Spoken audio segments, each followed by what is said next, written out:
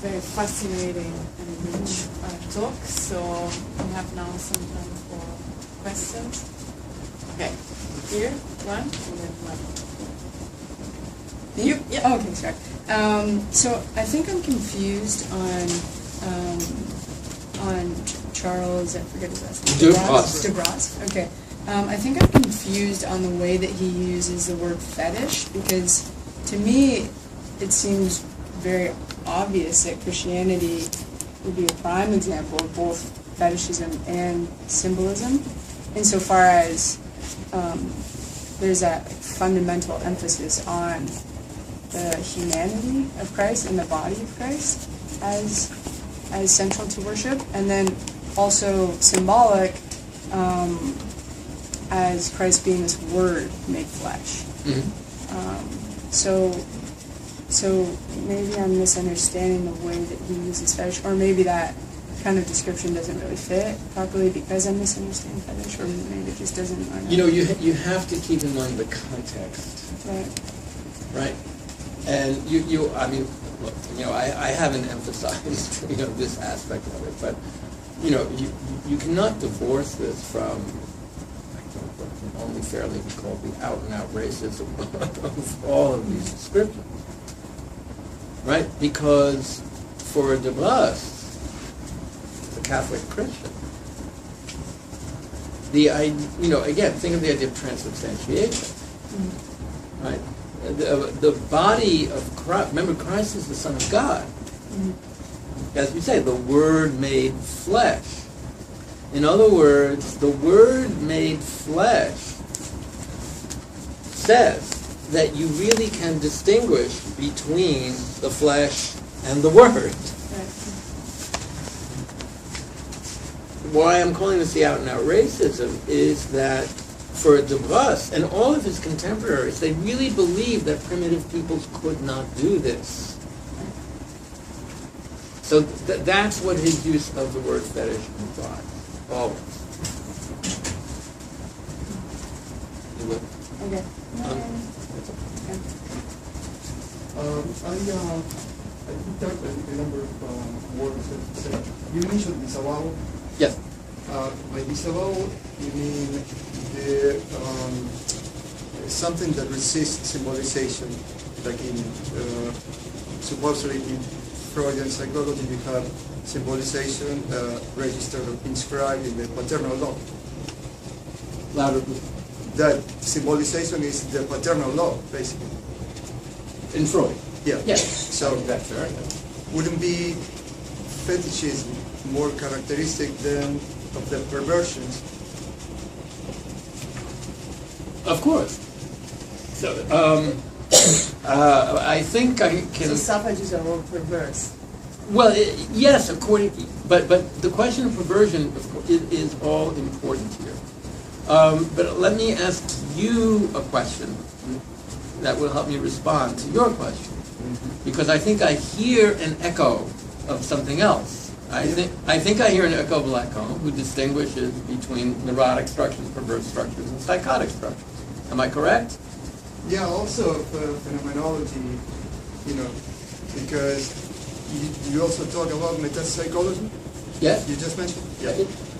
In psychoanalytic terms, Freudian metapsychology would be a point where it's a neutral point. It's a lack of where the drives cease to exist. I don't understand that. Right. That's my understanding. I mean, you are like in between the libido moves between sublimation and the perversions. Yeah, that's again. And if that's Freud, I understand. So, at a point, for Freud, they can't cease to exist. I mean, the drive is always there. Yeah. Then you have, for example, Merleau-Ponty, who says that every historical object is a fetish. Is a fetish, exactly. So that's a major. Those are the last words of the visible and the invisible. Yeah, exactly. The very last words. So that turns, if we believe that, that turns our the culture into a symptom. It's not really. If all we can see is fetish, it's just symptoms of the culture, what we are experiencing. Okay, good. Well, can I go back to your original question about perversion? Because, as I say, it's an all-important question. To add, again, I'm tempted to go into a very long discourse here, which because I'm not sure, how much many of you know about Freud on the question of perversion. So let me say this. Perversion in Freud originally has the sense of basically infantile sexuality. Right? That's Freud's original definition. About the infant, famous phrase, polymorphously perverse, etc. This is part of what I always call the Freudian revolution in the theory of sexuality. But later in his life, the question of Freud extended what he meant by perversion. And when he introduces the concept of disavowal, he uses it very deliberately to describe what one might call perversions of reality. In other words, he's describing the phenomenon where what disavowal means. One simultaneously knows and does not know something.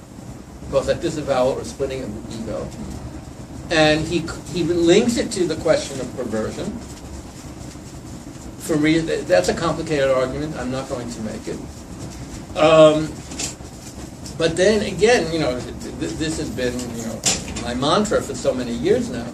But then if you follow Freud on the question of fetishism, this question of perversion of reality is the question that Freud generalizes at the end of his life. So it's not only perversion in the sexual sense, but perversion in the sense of this strange phenomenon of simultaneously knowing and not knowing the same thing. This is the moment of generalization of fetishism. My argument is that has to happen because Freud doesn't know what the stakes are. He doesn't know, because of what I think is the flaw in his understanding of fetishism, that this is a question of differentiation, which is always unconsciously registered. That's why I'm insisting on the phenomenologically differentiable nature of the unconscious, and call it a catastrophic defense against it, which then leads to all the phenomena of concreteness, or even when you were saying, all savages are perverse if they're fetishes. Well, in a certain sense, that's true. But it means, now here's the very important implication, and this is why I so disagree. If you're thinking about Lacan, it's why I so disagree with Lacan about the separation of neurotic, perverse, and psychotic structures. It's exactly the opposite of what Freud is saying. Freud is saying that the generalization of fetishism and so this question of perversions of reality explains both neurotic and psychotic structures. So it's really very different. I'd like to close the loop on something you were talking about. So let's see, let's follow this line of thought. You have a chosen people's intangible God that's kind of anti-fetish because he's intangible, he's not an object.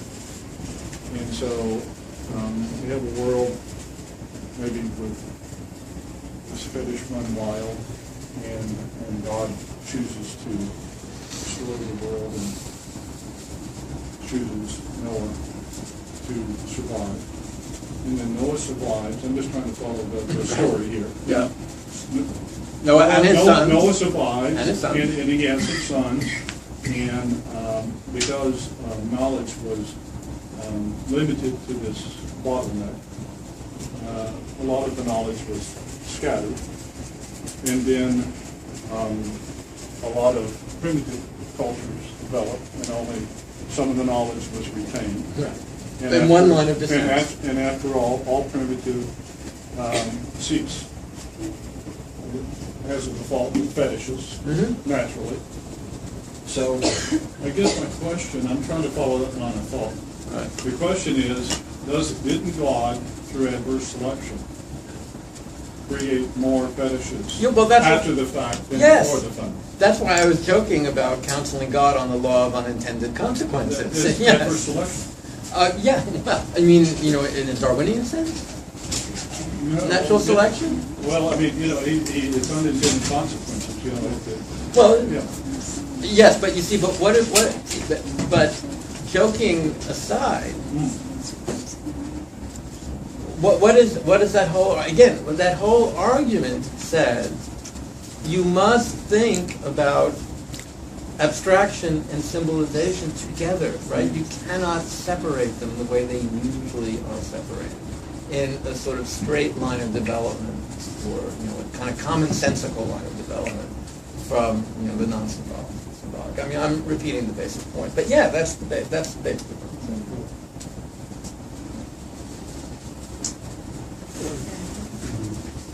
Very impressionistically and superficially, is there a move in your development that sort of places Freud in towards the 19th century and even earlier in a sort of problematic that includes evolutionism and even to Say some that again. Includes what?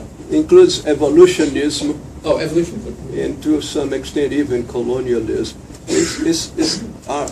Can we read from what you say that Freud, because there is, in Marx I see more or less this idea of, this fetishism is also Comte, is also Marx, and there's this idea that contrary to what modern man thinks, he is still primitive, and he is not fully Yes. taken beyond that. Right. And so both Marx and Freud would be digging in this same, even if more dialectical and complex way of placing secularization on top of everything and being the heralds of a more complete change towards emancipation from religion. Yes. Yeah. That is certainly the tenor of, well, yeah, I can only agree with you, but you see, this is, but there's a problem embedded in that, right? So here, if you don't mind, again, I will, because I'm so immersed in this, if you read, Derrida on fetishism in Blah, one of the ways Derrida says that all discourses on fetishism do precisely what you just said.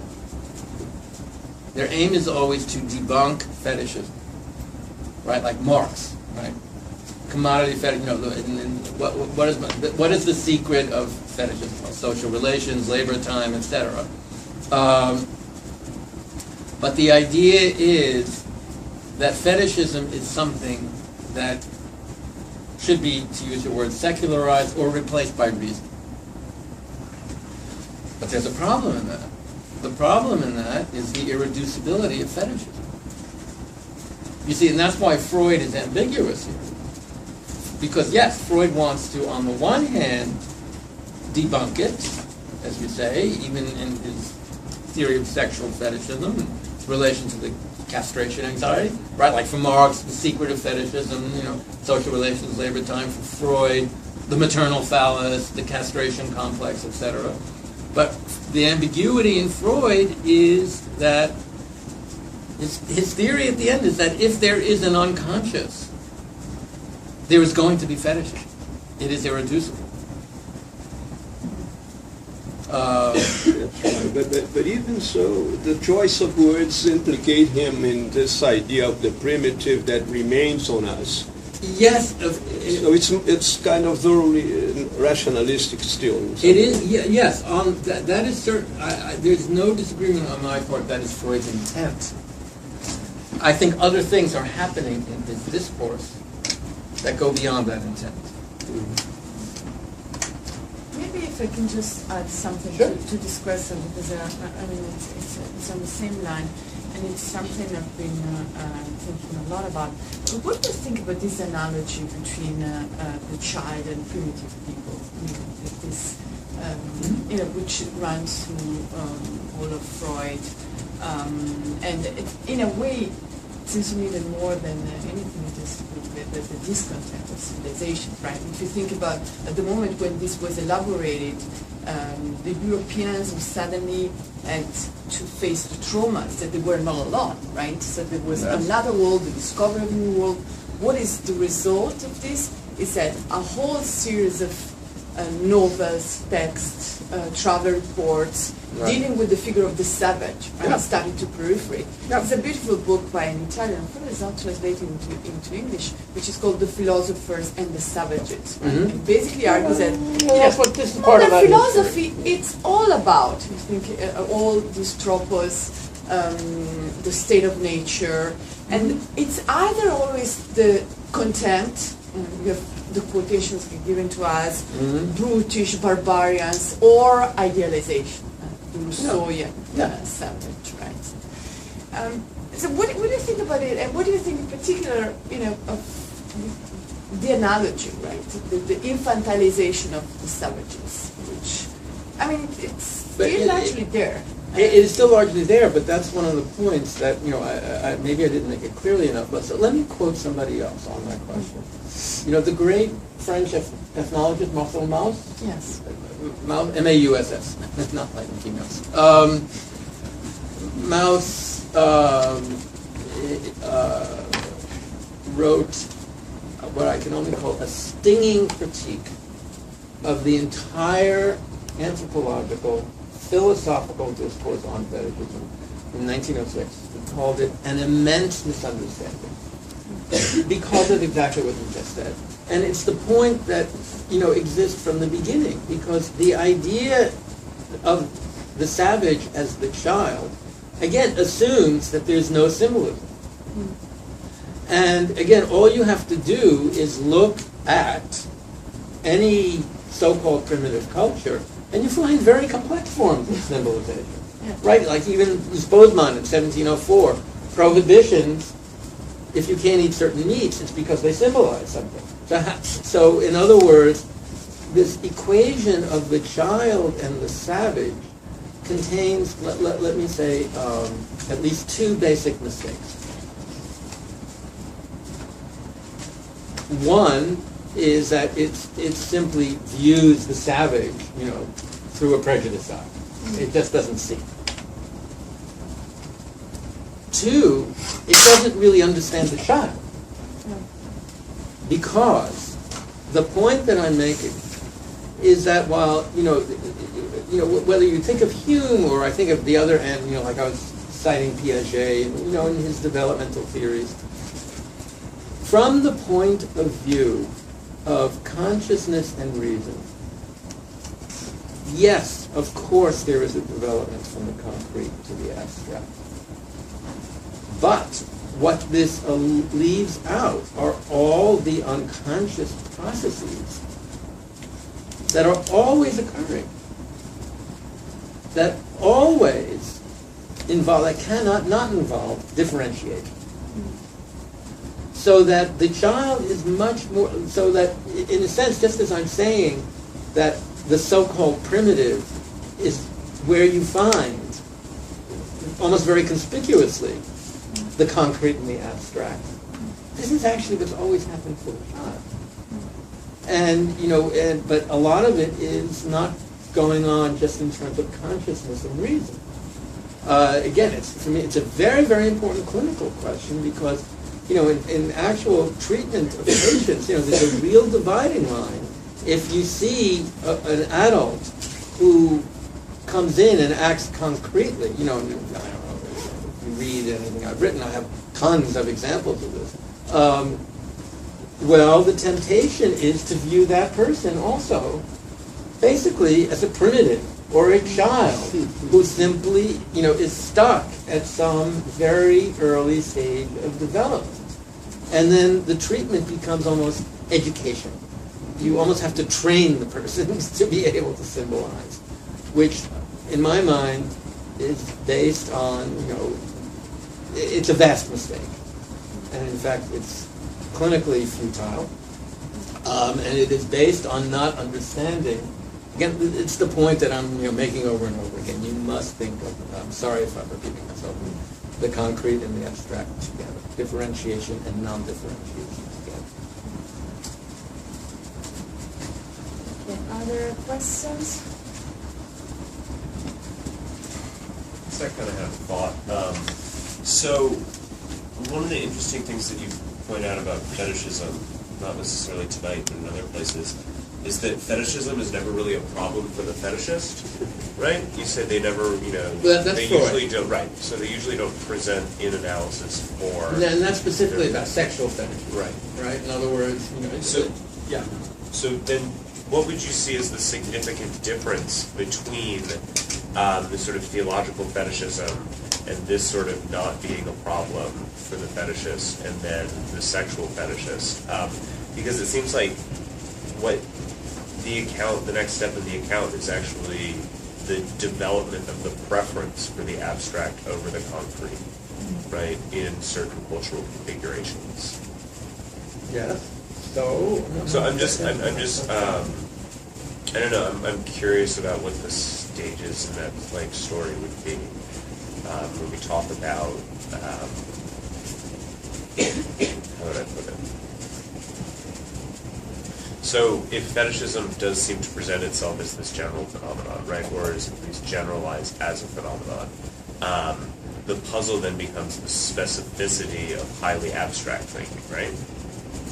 okay. So instead of looking at something like fetishism as derivative, as like a derivative or primitive form of monotheistic thinking, right? Monotheistic thinking actually becomes a very, very specific and like strange outgrowth of fetishism itself. Yeah, yes. Right? Well, So I was indeed. wondering if you could talk a little bit about that from this sort of theological, historical, cultural perspective, instead of like, I guess, the psychoanalytic story, where we're going to talk about anxiety, defense, and all these kind of things. But I'm sorry, but there's something I'm just not quite on the same page as you are. Talking about this from sort of a cultural perspective, when you say about the preference for abstract, let's say monotheistic, transcendental religion, you're asking me, well, how would that be, how would that preference develop, since it develops out of fetishism? Is that your question? Yeah, something along those lines. Or at least, do you think that we need to then use the psychoanalytic tools to develop this account? All right. When we're talking about cultural, theological. So, you know, always steal from the best, so I'm going to steal from the best. And that's from Nietzsche. There's this passage in The Twilight of the Idols, in which Nietzsche talks about, well, it's two things, reason and consciousness. He says these are the fetishes of metaphysics. Right? He specifically uses the term fetishes. So in other words, you know, that's fine, thanks, steal from the best.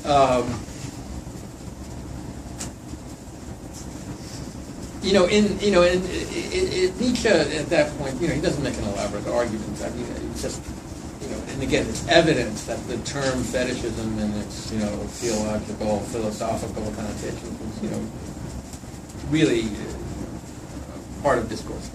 But what is it, when Nietzsche says reason and consciousness, and why not put an abstract transcendental God right in there? I mean, I think Nietzsche would be the first to do that.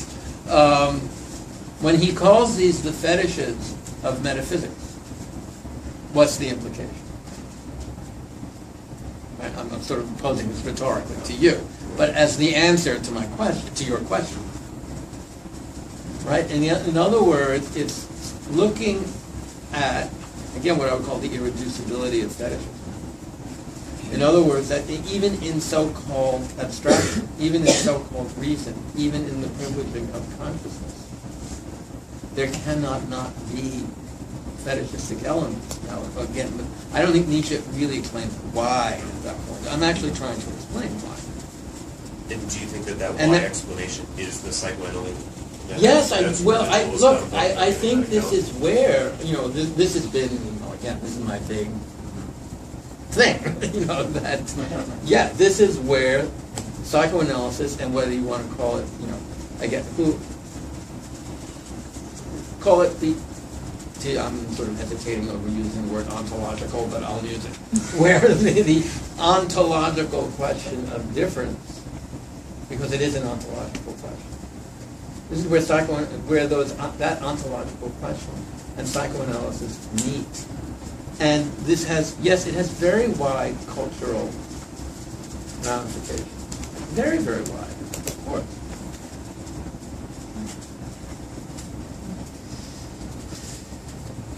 Yeah, so on the question of the irreducibility of the fetish, there was already a question before that pointed at the sort of naivety of the idea that in understanding the fetish, what we're trying to do is completely get rid of it. Yeah. So then would you regard the need to understand the fetish as a sort of making peace with one's fetish, or what? Because clearly, like, the modern secular world has its fetishes as well. And there's also an injunction not to, say, take a Eurocentric approach towards indigenous cultures, which also have cultural instantiations of the fetish. So then what's the sort of injunction? What do we then do with the fetish once we've sufficiently understood it historically, culturally, psychoanalytically, anthropologically, if not eviscerating it? So what do we do with the fetish? Tough question. I think I come from it from a Marxist perspective here. I don't think Marx is actually saying that we get rid of commodities, because we get rid of certain relations of production, but the production of commodities goes on under a different logic. Sure. Which may involve the same form of fetishism. Although, even for Marx, you don't get rid of commodities, but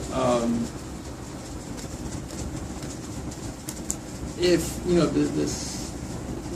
capitalism is based on commodity fetishism, I'm not so sure I agree with you completely about it. You don't get rid of commodities, because the whole theory of exchange value, for Marx implies fetishism. Right? And so I do think that in Marx there is that movement toward the reduction of fetishism. You see, when you ask me what do you do with fetishism, you might say that there's a certain, call it pessimistic implication of what I'm saying. That fetishism is irreducible. You can't get rid of it. It's almost as if I'm saying from, let's say, a psychoanalytic point of view, if there's an unconscious in consciousness, it's going to be fetishism. I think that's the implication in Freud. And so I think that the best answer I can give is that if you understand the irreducibility of fetishism, what you have is a permanent negotiation with it. Right? Because I think all the discourses that say you just want to, reveal the secret of it and therefore eliminate it, I think they're wrong. So, in other words, we have this permanent negotiation, and of course, because I'm so preoccupied with clinical work,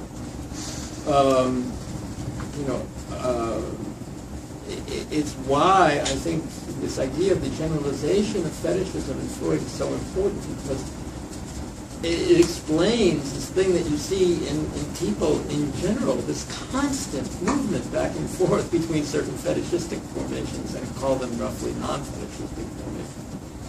And there's that constant negotiation this also implies, it's another thing I didn't talk about here at all, a theory of permanently oscillating structures. And if you think of a theory of permanently oscillating structures, you're in a kind of permanent negotiation. So that's why, again, I'm coming back to that idea of permanent negotiation. Fetishism is that.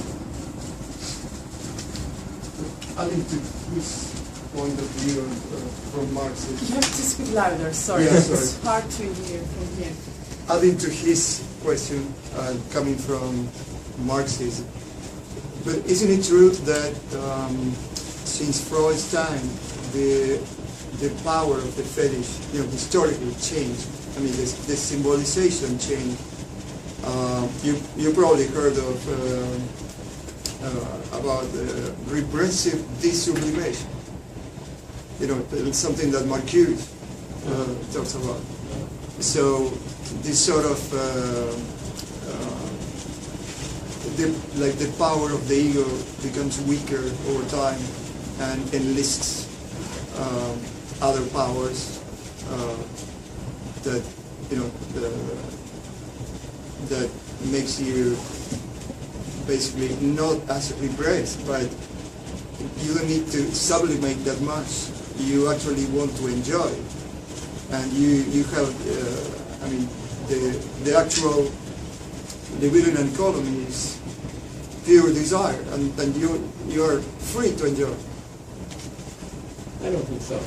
No? No, I really don't. And here again is why some of the cultural implications here really are so important. Because even in, let's say, if there were such a thing, and what repressive desublimation, I don't think there really is. But even if there were such a thing, would there still not be a potentially defensive, anxiety-ridden, catastrophic response to certain forms of differentiation? There would be. There are. Even the source of anxiety would still be the same? Yes. The source of anxiety would still be the same. Yes. That would certainly be mine. Can I throw in another question? I'm sorry to abuse my role of moderator, but it's such Abusing it. fascinating material, and I just can't refrain my curiosity. So one clarification, just to make sure I got your point right. So going back to what you were saying at the beginning, the tendency towards generalization of all these people writing about fetishism as a specific topic and then ending up generalizing it. Is it the consequence of what you've now described later as the irreducibility of fetishism in your view? I mean, is that where you're heading? Yes, but I think you could fairly say to me that I haven't really, in what I presented tonight, offered an explanation. No, but And I know that's where you're heading, and I'm that just is curious. where I'm heading. Yes. Okay. And I actually have an explanation, but I'm very hesitant about it because it's speculative, and I'm not sure it's justified. I'm making excuses already. But since you asked, I think, it's hard for me to say this, that the reason why fetishism winds up being generalized is that it has to actually do, I would be surprised to hear me say this, with certain brain processes. I think there's a hint of this already in Freud. When Freud talks about the unconscious as phenomenological, that's not Freud's phrase, but it's a good description of Freud, that the unconscious is phenomenologically differentiable. But you also have to remember, I didn't cite this in Freud, but it's one of the passages that I always trot out. And again, it has to do with the cultural side of this too, in group psychology, where Freud, thinking about, fundamental human destructiveness, talks about what he calls, I'm summarizing here, a kind of primal destructive response to differentiation. And he's talking about basically, why do people always murder each other? Why do people who are so closely resemble each other, why are they willing to kill each other over their small differences? And he says this is a primal thing, which he says he's unable to explain. I think that, and again, in terms of large cultural implications, this whole question of aggression, destructiveness, murder, etc., I didn't talk about it here tonight because it wasn't my topic, but it's essential. I think we really have to think about our brains as constructed such that they do register difference. I think that's the implication of Freud, and I think that is correct. But that there is, to use Derrida's term, an autoimmune response to that, a destructive response to that. I think that this is a very basic, I think it's where, the theory of where brain meets mind. I think this is one of the places where brain meets mind. You can go further in that. I don't want to go any further in that right now. But in terms of, certain of the sort of, contemporary neurophysiology, there are certainly very important discourses on this question. I'll just cite one, because it's my favorite. The physiologist Gerard Edelman, E-D-E-L-M-A-N, who, trying to explain the neurophysiology of memory, makes the point that the brain as a structure is almost entirely in contact with itself. He gives a figure of 90%. 90% of brain activity is neurons connecting to other neurons. In fact, it is the way the brain interacts with itself that actually opens us to the world. So, to use the philosophical term, you have the brain as an auto-affective structure. Always, it's just what it is. And Edelman explains memory by saying it's an auto-affective structure with a generator of diversity. In other words, there's difference and auto-affect at the same time in the brain. But he doesn't talk about then the topic that I'm talking about, which, again, I take from Freud, which is call it, we are also, unfortunately, designed to have an autoimmune response to that. We tend to be destructive. Our brains want to destroy that as a matter of That is simply because we can't process too many differentiation. Perhaps. So at some point, there's a limit, right, perhaps, to what we can process. Perhaps. There might be other explanations, but, that's why I say very hesitantly, that's the direction in which I'm going, but clearly it's very speculative. And then if I can add just another curiosity. But that would explain the generalization of fetishism, because fetishism is always about, call it the autoimmune response to differentiation. Yes, no. Okay. But the other curiosity is how Binet had the idea, 1888, to transpose it from the theological to the sexual. Oh, that's easy. That's it. Because Binet, you have to know what he was reading. Yeah. And he was reading, particularly because he was French, he was reading, Charcot, the great French psychiatrist, who Freud studied with as a young man. Charcot and a colleague of his named Magnan, M-A-G-N-A-N, had written up a case, it's a case that's sort of famous psychiatrically. It's a case of a man who could only have sex with his wife if she wore her night bonnet. But But Charcot and Magnon were sort of cataloging this as saying, well, how do we understand this link between a thing, the night bonnet, and sexuality? They had no explanation. And then, of course, Krafft-Ebing, who's the great encyclopedist of all forms of sexuality, actually took up this case. He did not label it fetishism. It's Binet reading Charcot and Magnon, reading Krafft-Ebing, and interested in this phenomenon, who basically said, we can compare this to the way in which the African worships pebbles and fish bones, this form of idealization of a thing, to somebody who, for some reason, has a sexual idealization of a thing. And Freud picks up on this in 1905 in this Ethics of the Theory of Sexuality. So how Binet himself made that connection, I don't know. I just know he did. I read the article.